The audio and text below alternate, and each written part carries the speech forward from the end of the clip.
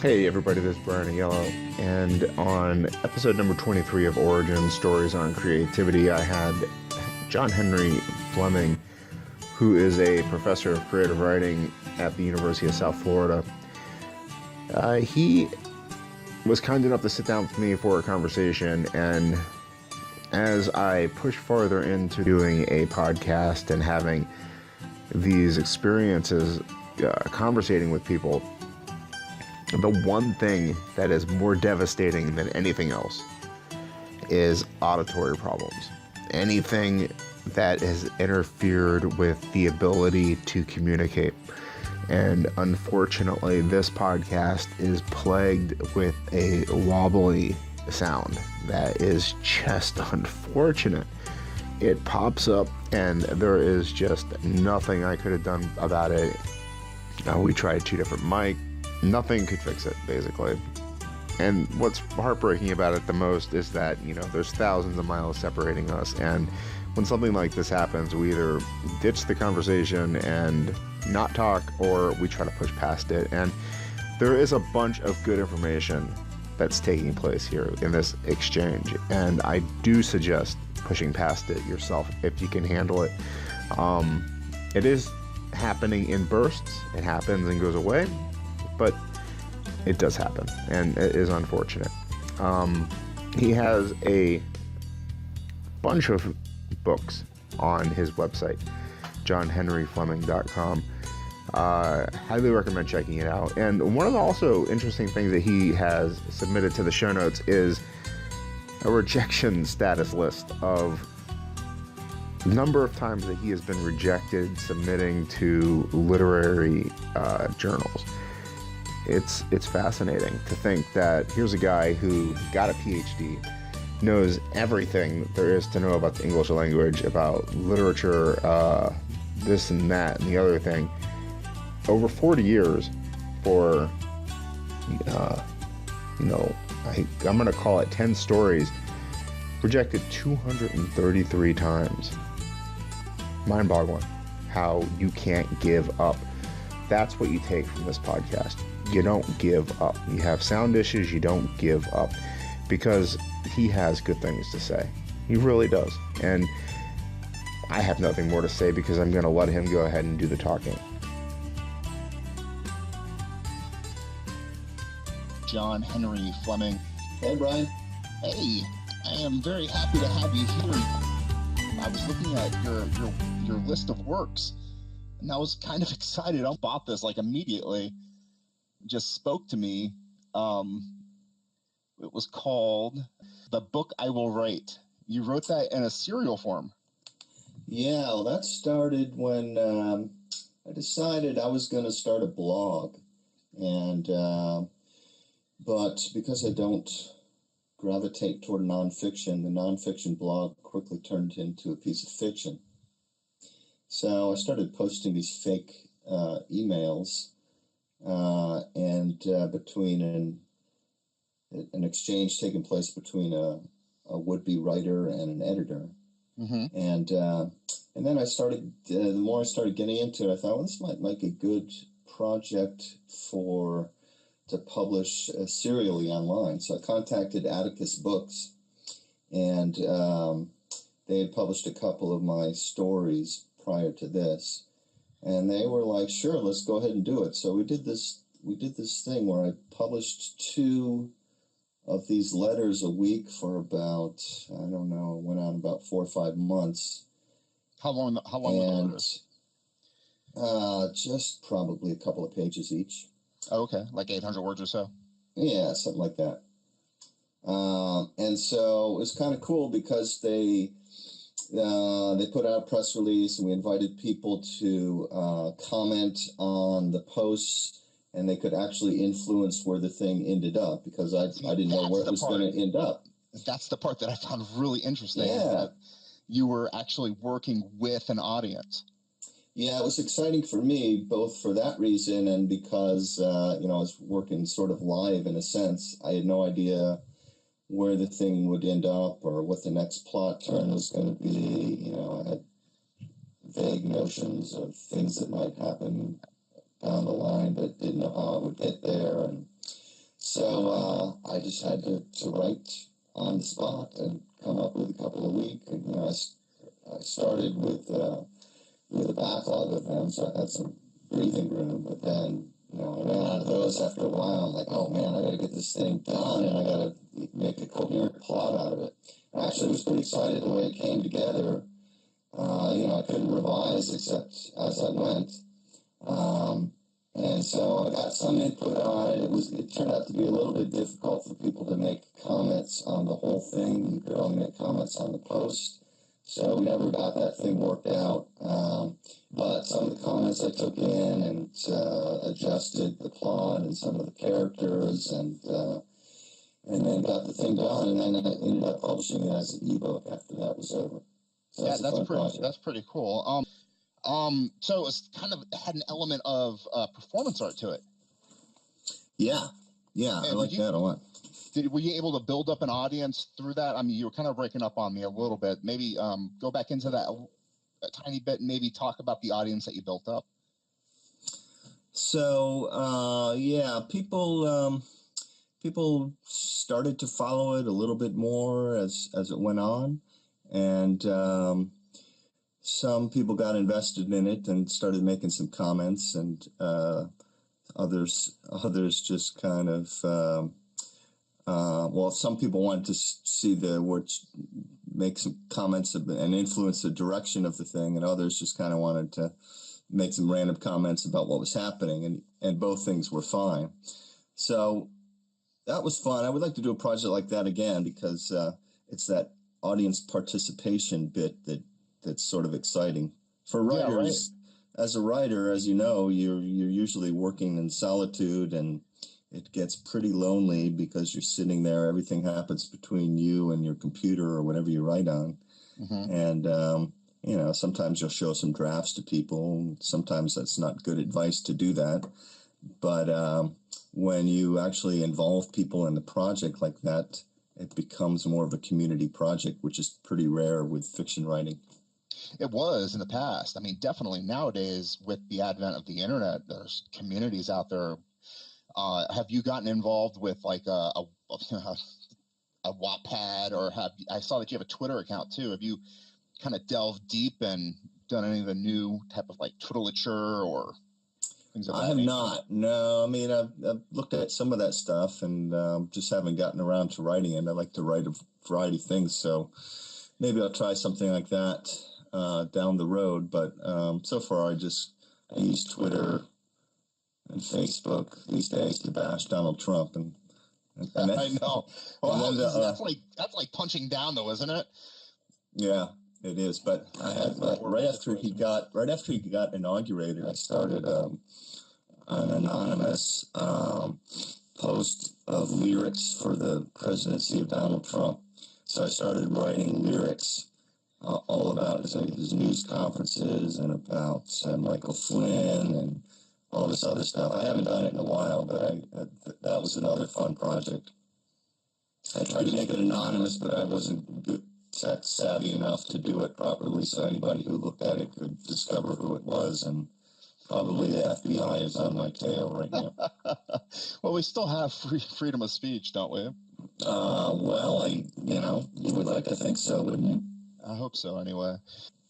But in terms of getting audience participation, that's fascinating to me because of the whole nature of being able to get an audience behind you, having written something, getting people to read it, and then responding, being interested. Not just interested in terms of opening their wallets and saying, here's money, but being interested to say, I like that, clicking a button and being willing to follow you and participate with you as you write other stuff. How were you able to actually generate that audience? Was it difficult for you to do, or did you bring that audience with you when you started this project? I brought some, and some of them just kind of picked it up through the website, through Atticus Review. But I think that has become a lot more important to writers these days. Writing has changed in the sense that it's much easier now to get something published or to get something out in the world. In terms of being an indie, right? In terms of doing something yourself, yeah. Yeah, and it's not so easy to get published in the traditional route. But what it is easy to do is put something on Amazon or make your own blog, or to put things out in the world. It's become very easy, but getting people to read it. Exactly. So you have to build up your own reader base and do things like connect with them and get them to comment on your work, and all those things that used to be left up to publishers. All the publicity related stuff has now fallen to the authors themselves. Do you think that's something that will continue to develop? Do you think that's a cheapness on the publishing part? You were traditionally published originally. Not only that, but you come from the PhD versus the NYC type of background, correct? Right. And is that you chose an avenue instead of, do you know what I'm trying to ask here? In terms of your direction with your career, I came up as a writer pre-internet, largely. So that wasn't an option for me. And I started out, first of all, I worked for a publisher in New Jersey after college for a couple of years, but I was a textbook publisher. So while I was doing that, I was honing my writing and giving readings around Hoboken and Greenwich Village and things like that. I just didn't know where to go with my writing from there at that point. There wasn't the big indie world that there is today, and there were internet options. So I barely even knew that MFA programs existed at that point. So I had my little writing group up there in New York and New Jersey, and did that for a while and gave readings for a while, but then decided, I needed to get outside of that small culture I was in and look for something else. So I did look into creative writing programs and ended up in one in Mississippi, where I'd never even been before. So from there, it was just, I looked at grad school as an opportunity for me to write and to read great stuff that I had missed when I was in college. And so for 5 years between a master's and a PhD, I just did a lot of writing and did a lot of reading and communed with other writers, had a lot of fun. So that's how I entered into that world. I didn't even, after I got my PhD, teaching really wasn't my goal. I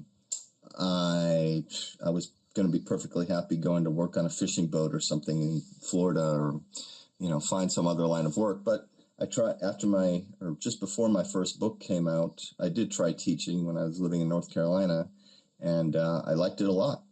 So you're a really good teacher. Well, thanks. I enjoyed your classes very much. Well, thanks. And I loved doing it then, and I love doing it now even more. So it turned out to be, it's a great gig for a writer, and being around all these other people who are excited about writing, and they have their own dreams for writing, and if I can help them in any way, then it's really satisfying for me. So that's how I ended up situating myself in the academic world and being part of that scene. But I think any writer who's in the academic world kind of has 1 foot outside of it and 1 foot inside of it, because you don't want to have your audience or your all your influences narrowed to one small subculture. Mm-hmm. Do you find it difficult to find the motivation to write, being strangled with like the constant flood of student work?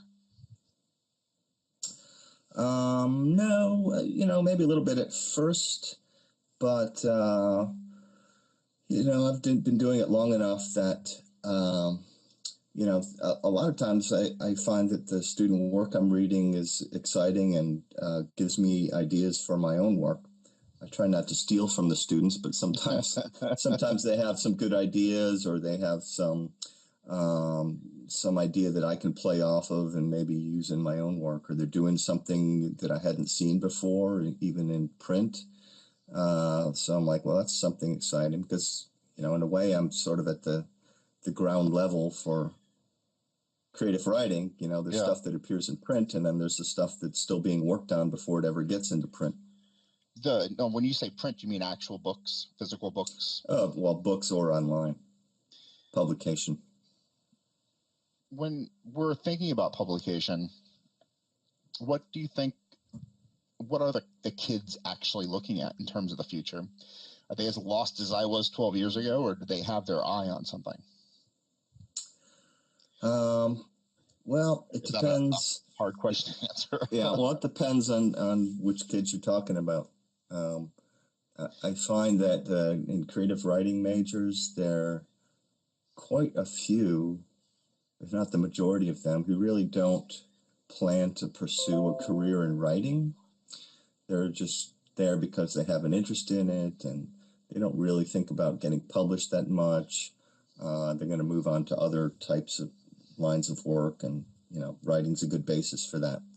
But then there's a certain smaller group of really enthusiastic, passionate writers who want to do that as a career, and they start looking into the publication opportunities early. They start going to writers' conferences. They're very aware of the contemporary literary scene. They follow blogs. They follow podcasts, and they keep up with things.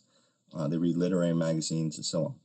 So, those kinds are going to do well because they'll know what the writing world is like, and they know what they'll need to do to get published and so on. If they keep at it, I think they'll do fine.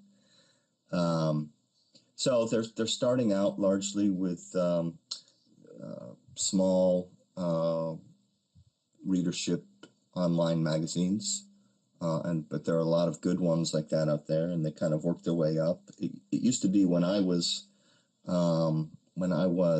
younger and the internet was younger, that it was much more prestigious to get something in print. That was your goal. Mm-hmm. And if you could get something online, that was a stepping stone to getting something in print. But that's not the case anymore, because there are a lot of really fine online magazines. And to be honest, I actually prefer to see my work online because more people will see it, read it, you can share it, so on. Whereas it's in print, even if it's a good literary magazine, the circulation is going to be low, and not that many people are going to read your work. That's a really good point. It's interesting. So where is that information? Are you teaching that information in creative writing workshops now? Or is that just something these students are actually finding on their own? I do go over some parts of the publishing world, introduce them to how to send out their work. I'm talking specifically now about the undergraduates. The graduates are much more connected to that world and already have some ideas about where to publish and so on, but I can help them with that too. But the undergrads I introduce to just give them some little inklings of where they can publish their work. I show them the NewPages list of literary magazines and other resources like that, where they can start searching and see what they like to read and see where they might find their work fitting in. So it really is all about discovering what you want to read, though. Yeah. That to me is really the hardest part. Yeah. Reading other there's so much, and you have so many options in literary magazines these days that finding your own niche is a little difficult at times. It's daunting when you first get into that world, but if you're passionate about it and you really love reading and writing, then it's going to work out for you. But you have to do it. I mean, you have to be involved in that world, and you have to seek out stuff that you like. It's easier with a group of people than it is by yourself. Having conversations, forming relationships, being friendly with the people around you. Not necessarily forging your own path. Battling the trees and breaking them apart and kind of making your own, path in the forest is kind of easier to go it with other people and following somebody. Well, I think that's a value of a writing program. One of the values is that you do have that sense of community, that sense of other writers going through the same trials and tribulations you are, and trying to figure things out. You know, what am I good at? What is my writing like? What is my voice as a writer? Where does it fit in? That kind of thing. Yeah, totally. I understand what you're saying. So in terms of where we're at in the publishing world, in terms of electronic age, how would you recommend that people go ahead and develop that audience? I mean, that thing that you were looking for with your performance piece that didn't necessarily catch on the way that you were hoping. Yeah. Well, you've got to have some kind of online presence these days. Right. If you are trying to sell a book to a traditional publisher these days, and you approach some agents about it, that's one of the first questions they'll ask you. Do you have a platform? Mm-hmm. Do you have some kind of online presence that you can prove to a publisher will guarantee an audience for your book? 100%. So, but even if you're not going to, maybe especially if you're not going into more traditional publishing, the onus is on you to create that audience. So, doing things like you're doing with this, have a blog, have an audio or video blog, start a magazine, write to writers that you like and comment on their work, show them that you're out there reading their stuff. Just be involved. Look for go to readings, go to conferences if you can. I'm not much of a schmoozer myself, but just showing up at those places and meeting people and, telling people when you like their work, it helps a lot. And then doing your own writing online, publishing it yourself, publishing your blogs, and then submitting to literary magazines. Any way you can get yourself out there and your work out there is going to be helpful in the long run. Yeah, honestly, I mean, just to throw in a personal flavor to this, when I submit to a literary magazine, I just feel like it disappears. Just nothing comes back, no rejection letters, no comments. It's just like I waste that calorie hitting the enter key or the send button. Yeah, well, that happens most of the time. Most of these literary magazines are so overloaded with submissions, and they have just a limited number of readers that it's a miracle if they comment on your work. So the form rejection is pretty much the standard one, and if you get a handwritten note, then you're all excited about it, but it's still a rejection. But that's part of writing these days, that you have to just accept the rejection and keep going until something comes through for you. When my last book came out, Songs for the Deaf, mm-hmm. I published the rejection stats for each of the stories that was wound up in print. So I had stories that were rejected just 30, 40 times, some of them over a period of 8-10 years before they found print in a literary magazine, and then were later revised somewhat to go into the book.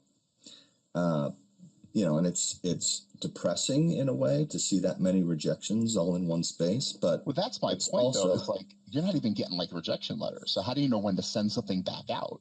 It just disappears forever, and you're like, oh, dude, I got this story I really would like to see printed someplace, but are you still reading it, or do I send it out in 2 more weeks and say, okay, here, look at this other literary magazine. Would you like to print it? But, yeah, well, you've got to do multiple submissions. So if you have a story that you like, there are a few magazines that don't like to get multiple submissions, but most of them realize that's a fact of the publishing world these days. So if you have a story you like, don't hesitate to send it out to 10, 15, 20 places. You just have to keep good records. And then if it gets accepted, you need to tell the other journals that it's been accepted and please withdraw it from consideration.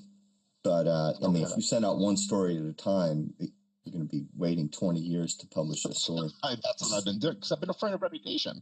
Right? I've been afraid of, like, okay. No, you've got to send out. Of building a bad reputation.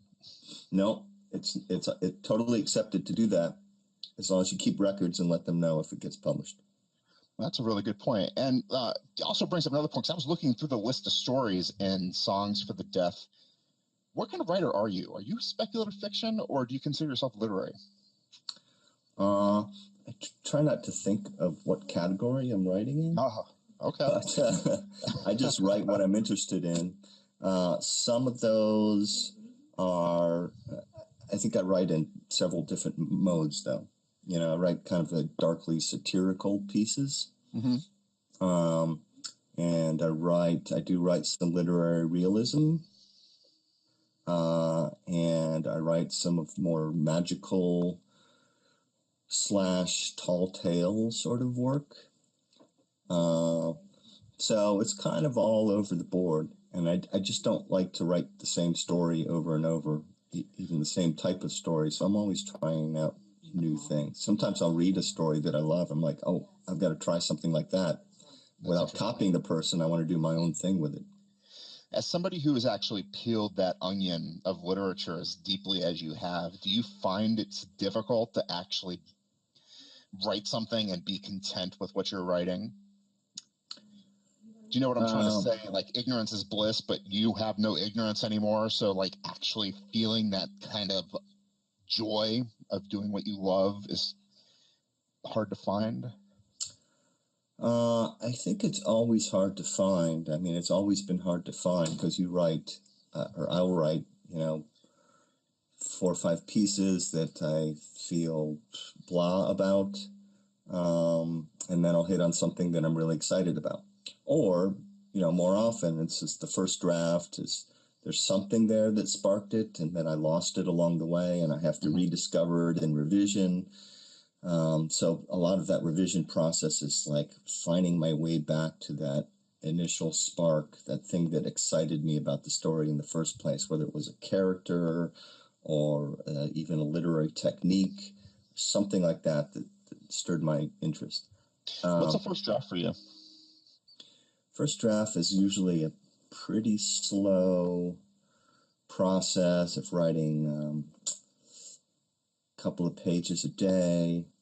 And then, even though I tell my students never to write this way, I end up sort of revising as I go. I read over what I've written, I revise, and I make progress. Sometimes I back up and I restart the story. I'm always telling my students, push through to the end, get the draft done. But and sometimes I do that. But sometimes I just can't help it. If there's just bad writing there, or the story feels like it took a wrong turn somewhere, I feel like I've got to back up and fix that before I can go on. So sometimes it's a slow process, and then when I get to the end, it just depends on the story. Sometimes it feels like when I get to the end, it's all it's pretty close to being done. It's because you've done all the revision up to that point. Because I've done a lot. But other times I get there, I'm like, this isn't, I lost my way somewhere. I feel like I'm on a journey and I took a wrong turn somewhere, and I've got to back up and figure out where that wrong turn is. It's like either something, it could be like a sentence, like I changed the tone of the story with one sentence, and I got to go find that sentence. And I'm like, I've got to move in a new direction here. Or I just had something happen, or I had introduced a character that's not working, and I just got to go back and work on it from there.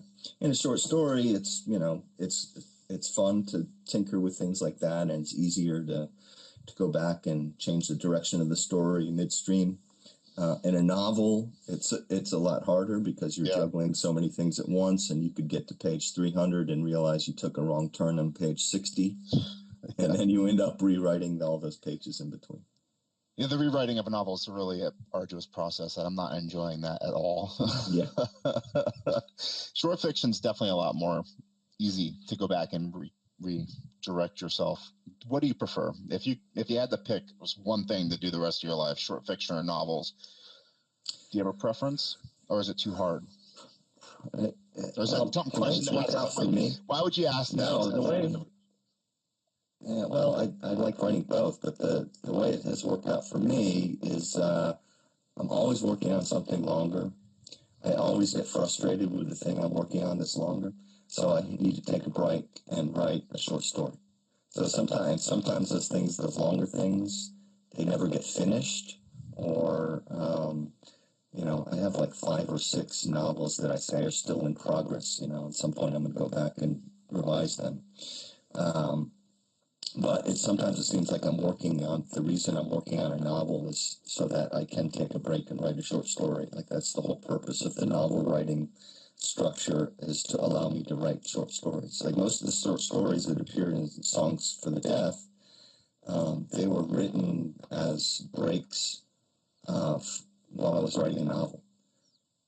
So that worked out for me because I got a book out of those short stories, but some of the novels I was working on did not pan out. So, so I love the short stories. When I get excited about a short story idea, I can focus my attention on it, and it's just like it's all right there in your head, and it's exciting to work on it because the end is in sight.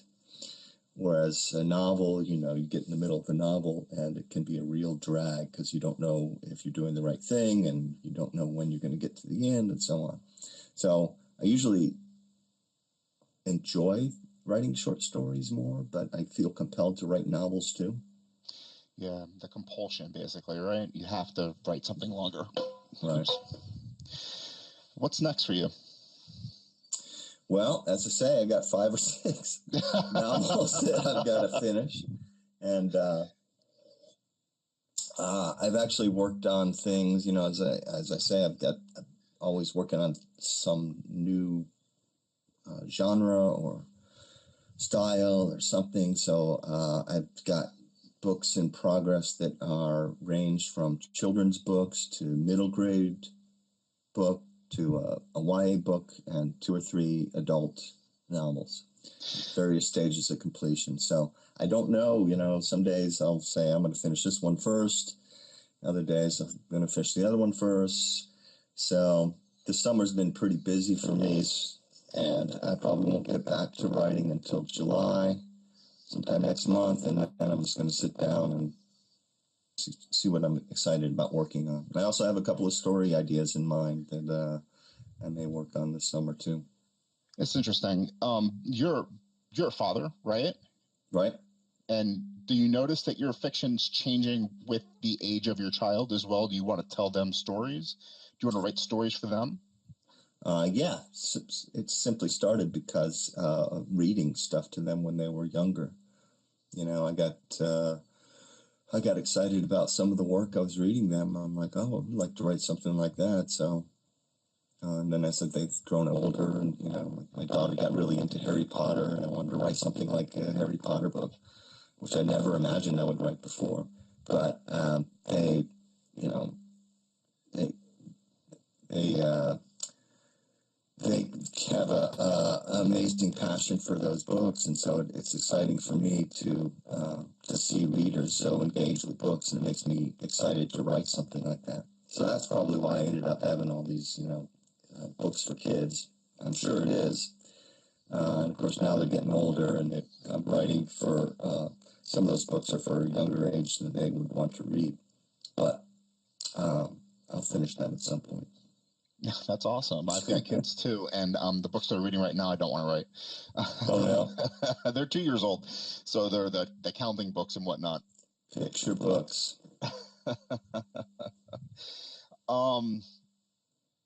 So that's really fascinating in terms of writing for the age of the child. In terms of the wanting to write the J.K. Rowling type Harry Potter book, because man, I think every writer would like to be a billionaire right now with that lucky streak that she's got. Right? I'm writing in a coffee shop one day, and then the next you're writing in a castle. I mean, right. We talked about. I used the first Harry Potter book. Every fall, I teach a novel writing course, and every year I use that as one of the books to have them read. Because they're all they're all familiar with it. And it's a great book to study for story structure. And one of the questions always comes up, why do you think this became so popular? And there's, of course, 100 reasons for that. some of which, of course, has to do with the quality of the work, and some of it is luck, and who knows how those things end up catching on. But the J.K. Rowling's a good writer, and those are high-quality books, and the world that she creates is just endlessly rich and fascinating for the reader. So, and you know what's very interesting about her, and to juxtapose it against like a George Lucas, they borrowed so many things from so many other sources. Like George Lucas borrowed, Japanese culture and this and that and the other thing, and he glued it all together into the Star Wars saga. And J.K. Rowling's borrowing from Shakespeare and mythology, and she glued it together into this Harry Potter thing. So it's like this very similar world, but at the same time, it's a very unique world. And it's like you're not immersed into something strange. It's kind of like a lukewarm, comfortable bath. Right. It's comfortable, but it feels mythic at the same time. So it makes it seem so new, but also connected to so much else in the culture. Great stuff. And that's good stuff. I mean, good for her, good for the world builders out there too, to think about. You don't have to invent everything. It's already kind of there. We're humans. We've been around for what they're saying now, 300,000 years. We've got this culture kind of being following us along. Might as well use what's there. Well, that's the other thing I tell students, especially undergrads, a lot, is they come in and they're desperate to write something completely original. And I try to tell them, no, that's a losing battle. The originality comes in the details and the clothes you put on the old themes and the old stories. So if you're constantly trying to write something completely original, you're going to fail at it. It's what you do with the material that already exists that makes the story feel original. That's beautiful, because Aristotle said what in Poetics, the stories have all been written. That's how you play with them, how you fold your clothes over the paper dolls. That's really, really cool. That's what I've been thinking lately, because some of these conversations that I've had have been with world builders, and they've spent years of their lives trying to mold these worlds around nothing. They've tried to make the worlds exist without characters, without plots, and they get very frustrated. And, it's very novel, but they get nothing out of it. They get nothing. At the end of the day, they start from scratch. All their efforts and whatnot don't really amount to much. They don't get novels out of it. Right. I mean, I don't really write fantasy stuff, but it seems to me that world building without having a story in mind is a lost cause. You've got those things are so intricately connected that you can't just sort of build a world and expect the story to pop up from that world automatically. You've got to have some ideas for the story you want to tell, and then allow the world to build around that too. No, totally. So you are in intercession right now. You're on vacation. I am. Just got back from a trip to England and Scotland. That's not a very good place to be right now. It's hot in many ways. Yeah. And headed off later this week to visit my wife's family in Arkansas and Texas. Okay. Gonna do some barbecue? I will do some barbecue. We stopped in Birmingham, Alabama on the way up, and I always find a good barbecue spot there. Yeah, I don't miss Florida. Even though it's hot right now, you can't make me feel jealous of the lack of humidity down there. It's too many years playing football and just feeling those pads on my shoulders. I just don't want to even deal with it anymore. Yeah, well, we're in the season now where it rains every afternoon. Does it still do that? Humid every afternoon. It's about to rain right now, and it never completely dries out. You always just wake up, walk outside, and you start sweating. Yes, that's summer in Florida. Yes, I do not miss it at all. I don't miss it at all. Did we cover everything? Is there anything that you think we should have covered that we didn't? I don't know. I mean, anything that you're working on that you're interested in and want to talk about? Anything I'm working on? Yeah. I just do the short story thing too. And I've got a science fiction novel that I'm kind of working on. I've decided that I'm a speculative writer. I just kind of work on the same thing until it's done, and then work on the next thing until it's done. Well, yeah, that's the way I used to be. Work on one thing at a time. But in the past couple of years, I just decided to let myself jump from one thing to another based on my interest for the day, which is bad for the reason you'd expect, because it takes a lot longer to get anything done, finished. But I'm sort of not caring right now. I'm just kind of making sure that I'm enjoying the writing, and to do that, I'm jumping from one to the next, one project to the next, and I have some faith that they'll all get finished eventually. I'll probably, on my deathbed, finish the last word of 15 novels. Put the other novel in front of me. The end. Right. I've got it. So that's kind of my goal. Ulysses S. Grant just trying to finish that memoir up. Right. You know what it is? More than anything else, my wife centered the crap out of me. I finished my first novel like 2 years ago, and I've been working on this science fiction one for the last year and a half or so.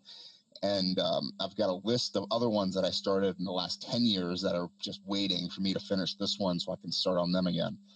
So basically, they've been cooking. After I finish this one, I've got, actually the next one that I'm working on, I started under your tutelage. It was oh, really? The prequel to Oedipus Rex. I turned it into a novel. It's got about 30,000 words on it right now. It's on fire. I just got to finish it. That's great. But that's next. So that'll be my third novel. I've got a fourth one and a fifth one that's, bubbling, simmering, doing what they got to do. They're all in the 5-figure range. So nice. So so I just got to finish them, That's always the case, isn't it? Yeah. Finding ways to finish, especially when you have a family and yes. you're working. It's tough to get stuff finished. 2 a.m. in the morning. That's when my alarm goes off. Nice. And the audience building. That's dedication. Yeah. And all this other stuff that we talked about, too. I'm not very good with the literary journals, and I should have done what you recommended earlier in this conversation, which was kind of invest time and start sending more stuff out. But the black hole of where did my fiction go really bothered me a lot. So I just couldn't get over it. And I was like, should I send the story out again? So I should keep doing it. Yeah, that's what it is. Multiple submissions. Keep doing it. You got to get to a point where you just don't think about it. You have like a list of journals you want to send to. That's where the hard work comes. It's just like figuring out where you want to send your work. What are appropriate venues for your work? Once you have that list, then you just go down the list and start sending the stuff out, and you don't think about it. When one comes back, you send it to another one, and you just keep going. That's part of the grind. Yeah, the work, right, of the profession, not the fun stuff. Yeah, I mean, you got to put on your artist cap, and then you got to put on your business bowler or whatever. You got to do the business work side of creative writing to get anything done. Otherwise, you don't want to end up just writing diary entries. No, definitely not. And you know what it also is? I love the newest story that I just finished. That's my favorite piece, and everything else is crap. That's what it's supposed to be. Love the newest one, and everything else is just, oh man, why did I even write that one? Right. Yeah, well, no, that's going to launch into the next great one. Yeah, exactly. I love it. I really do. And like I said, my wife has centered me, and my children are motivation, and it's just it's really great that I get to do this every morning, and I get to talk to authors like you and figure out what you guys are doing and put this stuff online so other authors and artists can hear this conversation and get something out of it as well. Right. And it's hard, but that's part of you have to be kind of a masochist to be a writer. Yeah. In the first place, right? I mean, it's hard work. It's you get rejected a lot. I mean, that's the standard response to your work is rejection or indifference, right? So you have to on some level enjoy that as part of the process. I think that's sort of abuse, but then there are these little glimmers or something. You write something good, and you know it's good, and you know it's all worthwhile. Or if you get something accepted somewhere, you see it in print, you see it online, then it's exciting. And I think the real value of the work is always in the work itself. But I agree with that. Those little rewards you get for it, I mean, they help keep you going. You need something.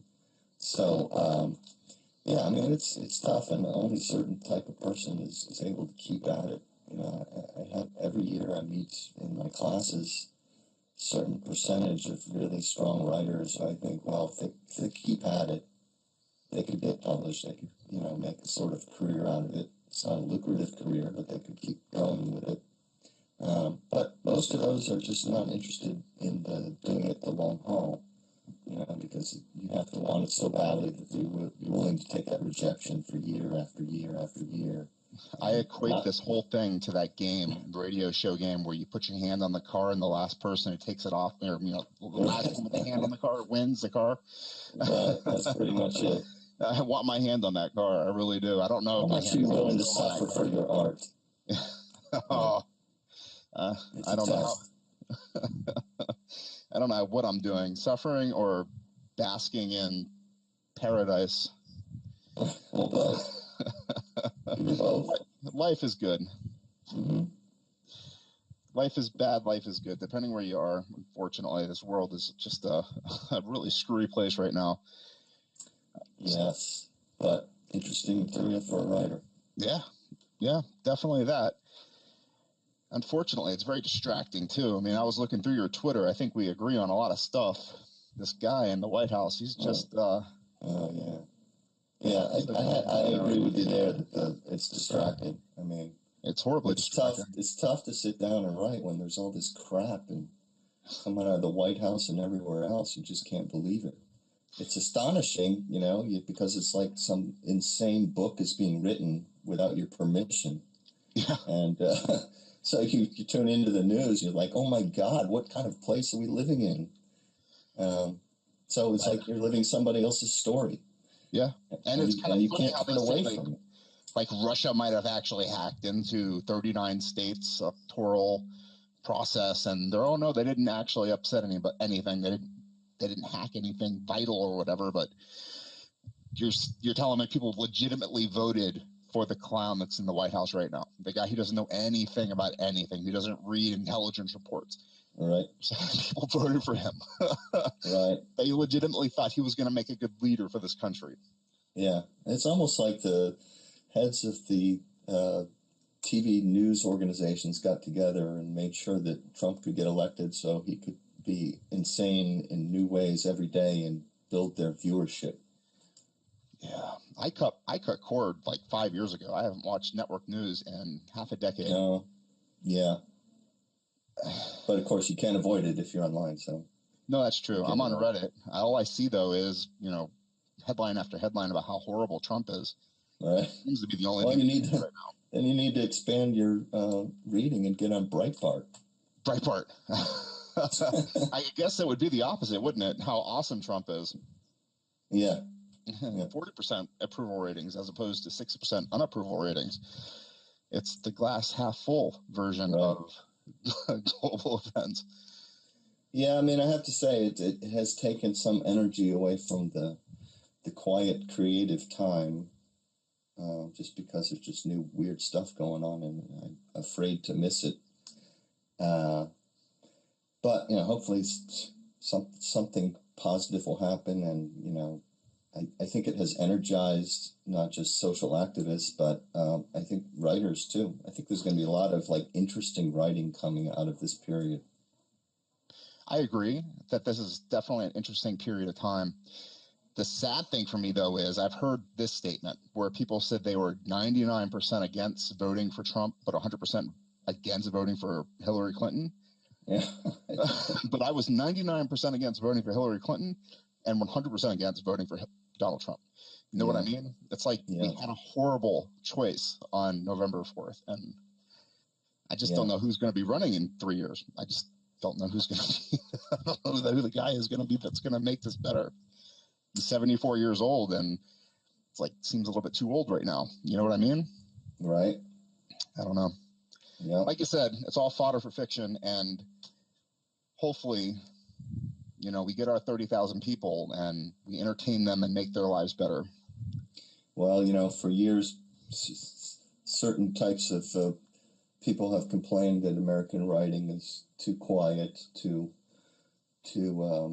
satisfied, to lots of things, and now we'll be able to join in those social protests that we've seen from the third world countries for so long, because so many things like that are happening here that they demand people take action and write about them. That's very interesting. Do you know of anybody who's actually writing something riotous, that are writing these loud statements of social unrest? Well, we're just seeing that stuff online. Just online right now. No fiction or anything.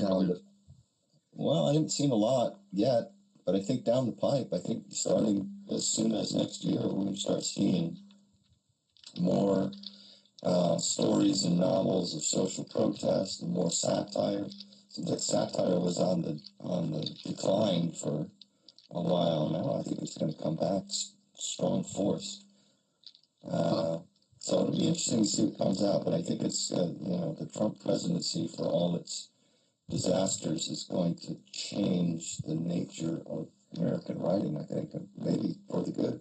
That's very interesting. Speaking on that's something we can hope for. Yeah. There was a writer who published an indie on Amazon right during the election about it was a romance about Trump and a bellboy.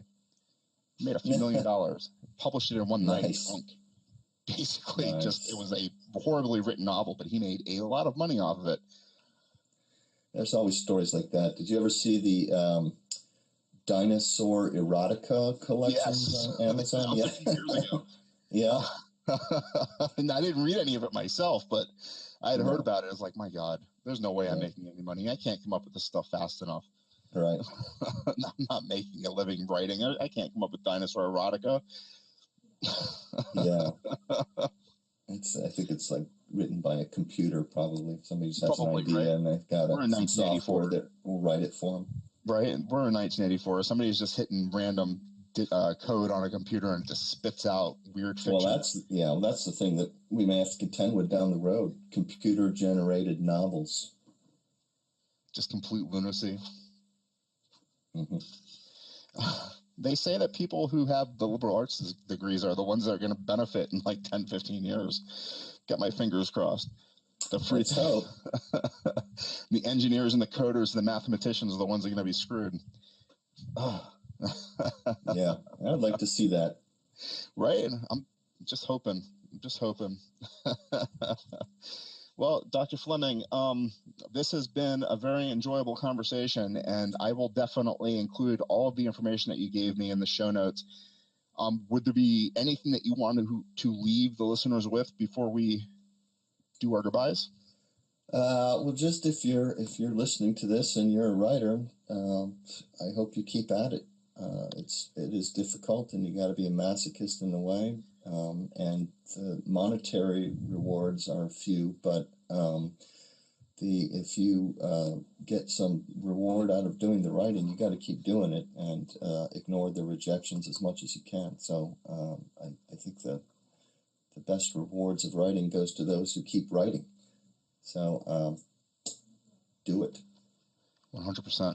And sir, thank you so much for being with me today and having this conversation. Man, it's great talking to you. Great hearing you again. Absolutely. And maybe in a few months we could do this again and see how things are going. Yeah, sure. If you want, I'll also send you. I mentioned that list of rejections for songs of the deaf. Uh-huh. I'll send you that. Okay. Cool. Absolutely. Yeah. If you want to post that or something, you can. It's a list of literary magazines that has told you no, huh? Yeah, it's not. I didn't list all the literary magazines, just like the number of rejections and the years it took to get each piece published. Okay. I'll put that in the show notes. Yeah. Cool. All right, sir. We'll talk to you, Brian. Take care, man. Bye-bye.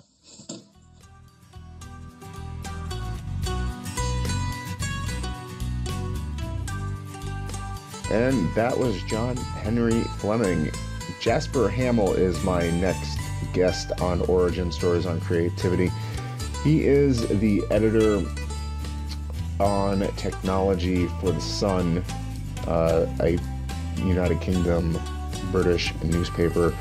I had so much fun talking to him. It was really a riot. I just had a blast. I'm gonna get that one up as soon as possible. So yeah, check me out. BrianEyellow.com is my website. Follow me on Twitter at BRYAIELLO. And until next time, have a great day. Bye-bye.